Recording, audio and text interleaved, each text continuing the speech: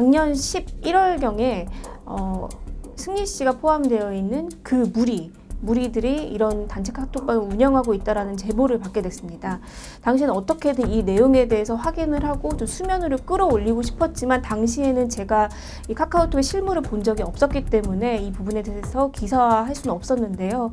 하지만 지난달에 저에게 굉장히 실질적인 제보가 들어오게 되었고 이 부분에 대해서 한 달여간 검토를 하던 끝에 굉장히 충격적인 사실을 알게 된 거죠.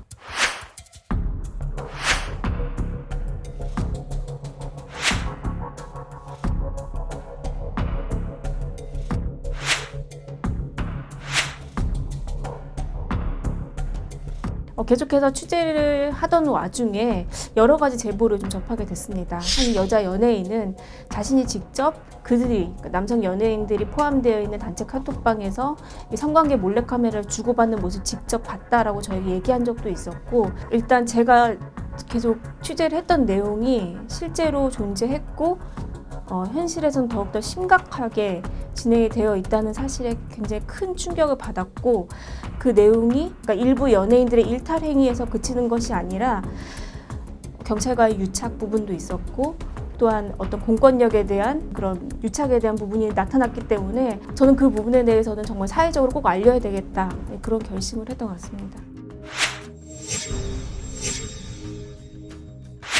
그 단체 카카오톡방은 2015년 11월부터 약 10개월간 운영이 됐고 30만 건 정도의 굉장히 방대한 양이었습니다.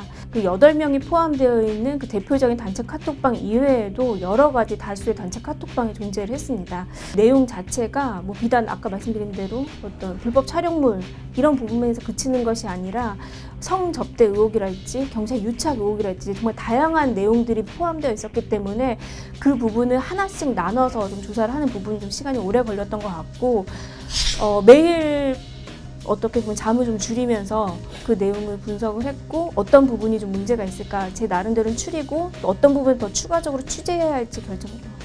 1차적으로는 그 카카오톡 내용이 실제 하는 것인지 조작된 것이 아닌지에 대한 검증이 좀 필요했었고요. 또 이것을 제가 보도하는 것이 가능한 것인가에 대한 법적인 부분도 당연히 검토를 했습니다. 거기에 등장하는 인물들 그리고 또 제가 의혹을 가지고 있는 그 대상들에 대해서 접촉을 해서 한 명씩 다 반론도 듣고 그들에게 어떤 질문도 하면서 취재를 해 나갔었는데요.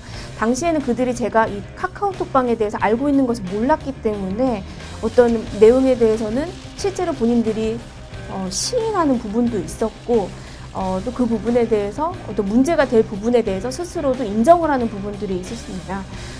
하지만 이제 보도가 나온 직후에는 이것이 이제 경찰 조사까지 이어질 수 있다는 것을 이제 직감하고 본인들이 얘기했던 것조차도 모두 다 부인을 하면서 사실이 아니다 이렇게 주장을 하고 있습니다.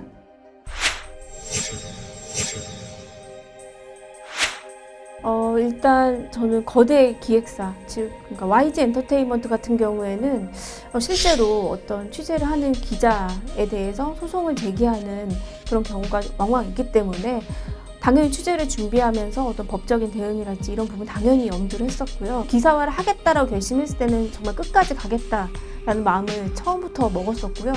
보도 계획부터 시작을 해서 이걸 어떻게 보도해야지라고 하는 거기까지도 생각을 해놨기 때문에 그들은 제가 이 취재를 시작했을 때 제가 어느 정도 취재가 되어 있는지에 대해서 정확히 몰랐던 것 같고 제가 처음에 성접대 의혹에 대해 처음 보도했을 때 승리 측에서는 가짜뉴스다, 조작된 카카오톡 메시지다, 법적 대응하겠다라고 심지어 이렇게까지 밝혔었는데요. 그런 얘기 들었을 때 오히려 그것들이 섣불리 막으려 하는 이 대응 자체가 문제가 될 수가 있겠다라는 생각을 했고 이후에 저희는 이제 준비했던 보도를 하나씩 해 나가면서 그들의 거짓말에 그들이 발에 걸려 넘어지는 그런 일이 좀 벌어졌던 것 같습니다. 예를 들어서 제가 그 음주운전 사건의 그 어떤 유착의 의혹이라고 볼 수 있는 그 경찰관의 실체에 대해서 집중적으로 취재를 하고 있었는데 이들은 이것에 대해서 그때 당시에는 문제가 될 줄 모르고 저에게 쉽게 털어놨던 부분이 있었는데요.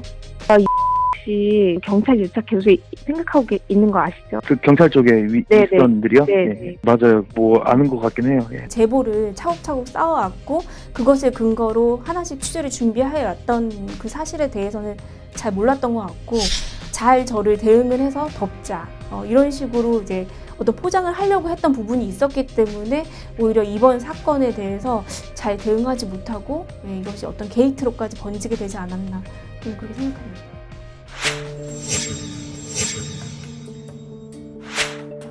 제가 가장 경악했던 기사 중에 하나는 타 매체에서 피해 여성 중 한 명이 걸그룹 멤버다라고 하는 기사였는데요.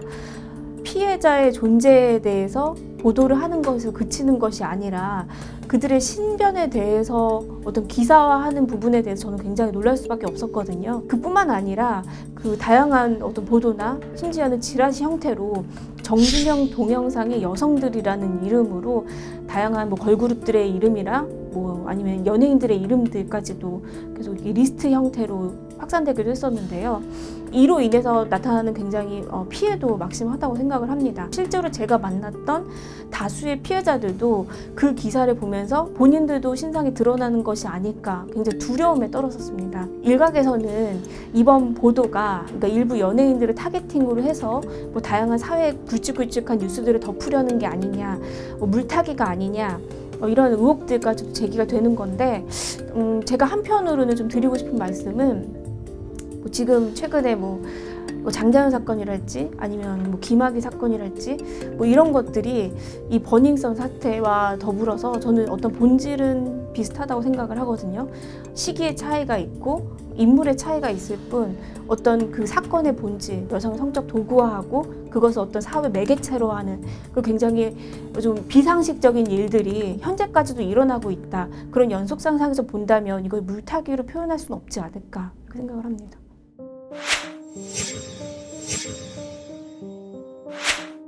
사실 굉장히 많이 좌절했던 부분 중에 하나는 공권력이 제대로 작동하지 않았다. 우리 시스템에 어떤 그런 단면이 있었다. 지금도 상당히 불안한 부분은 이번에는 수사가 잘 될까? 정말로 이 실체가 낱낱이 하나도 빠짐없이 다 드러날 수 있을까? 우리가 어두운 부분 다 도려낼 수 있을까?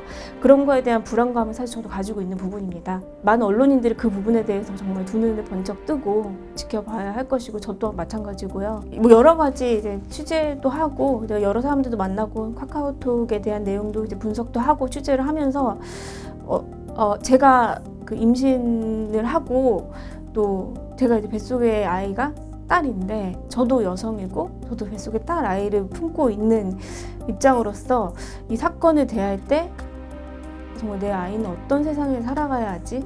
우리가 이게 알려지지 않았더라면 우리는 어떤 세상에 살고 있을까? 이런 상상을 많이 하면서 두렵기도 했고 무섭기도 했고 하지만 그럼에도 꼭 보도해야겠다 그런 생각이 들었던 것 같습니다. 저는 이번 사건이 어떻게 보면 많은 사람들이 이목을 끄는 연예인들이 대상이 됐지만 어떤 우리 사회의 가장 삐뚤어진 모습을 극단적으로 보여준 사례라고 생각을 하거든요. 제가 지금 이제 추가적으로 한 취재 중에서는 이게 단순히 어떤 성관계 불법 촬영, 유포 이 부분에서 그치는 것이 아니라 나아간 더 심각한 성폭력의 문제일 수도 있다는 생각이 들어서 이 부분을 좀 집중적으로 취재를 하고 있습니다. 이 부분에 대해서 피해자들이 나서기 굉장히 어렵다는 거 잘 알고 있고 이 신변이 드러날까봐 또 사회에서 어떤 주용구 씨가 따라 붙을까봐 두려움에 떨고 있는 거 잘 알고 있지만 그렇다고 하더라도 저희가 어떤 안정된 시스템 안에서 그들을 보호할 수 있는 시스템 안에서 피해자들 용기를 낼 수 있는 그런 상황이 좀 만들어지고 그분들도 좀 용기를 내주셨으면 좋겠습니다.